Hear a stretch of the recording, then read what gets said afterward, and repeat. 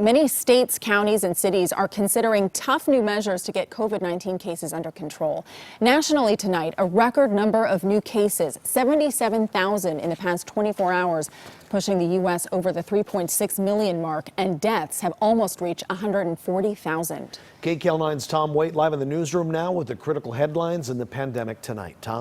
Hi there, Juan and Sarah. Yeah, in parts of the country, it's like March all over again. Some major cities are even considering curfews. And tonight we are learning the president's coronavirus task force has identified 18 states that are in the so-called red zone.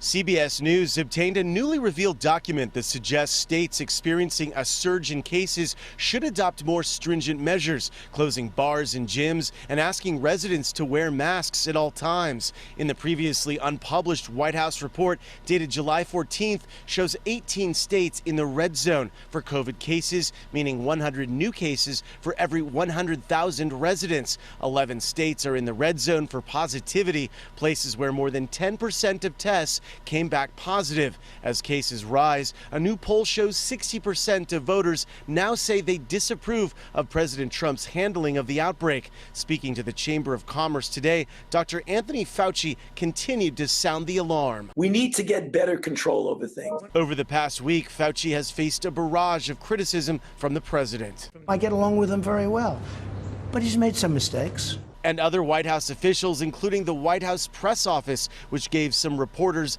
a list of his mistakes. There was also an op-ed slamming Dr. Fauci from trade advisor Peter Navarro, and this cartoon posted by senior aide Dan Scavino. Chief of Staff Mark Meadows said there is no longer an effort to undermine Fauci. I don't see a real effort, an ongoing effort to undercut Dr. Fauci. Across the country, coronavirus hotspots continue to set records. Today marks the 10th time Florida has reported more than 10,000 new cases. Curfews were announced today in Broward County and in Miami Beach, where the mayor hopes an 8 p.m. curfew on South Beach will cut down on people partying, one behavior suspected of fueling the spread. We're not taking a full lockdown off the table. Infectious disease specialist Dr. Eileen Marty warns Miami-Dade County is nearing a tipping point, with ICUs full in 8 of the county's 25 hospitals. We're hoping against hope that people are getting the message that they're changing their behavior.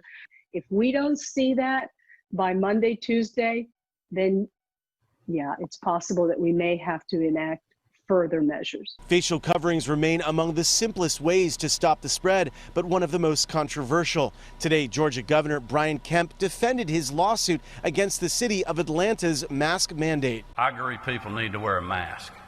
You know, I don't think it takes a mandate for people to do the right thing. Mayor Keisha Lance Bottoms reacted to the suit on CBS this morning. It's very clear that the governor is putting politics over people, and we will have to fight the governor about this in court. And today, President Trump was asked by a Fox News anchor about whether he supports a national mask mandate after the CDC said the virus could be contained in 4 to 6 weeks if everyone wore a face covering. No, I want people to have a certain freedom, and I don't believe in that, no. And I don't agree with the statement that if everybody wear a mask, everything disappears. Hey, Dr. Fauci said don't wear a mask. Our Surgeon General, terrific guy, said don't wear a mask.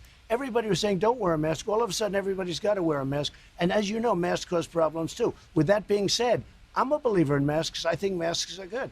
In Utah, this meeting over reopening schools had to be called off because of a packed room, with most people here ignoring distancing and not wearing face coverings. We are supposed to be physically distancing, wearing masks. And also tonight, the CDC is delaying the release of additional guidance for reopening schools safely. They were supposed to be out this week, those guidelines, but now they're expected at the end of July. Back to you guys in the studio, Juan. All right, Tom, thanks so much.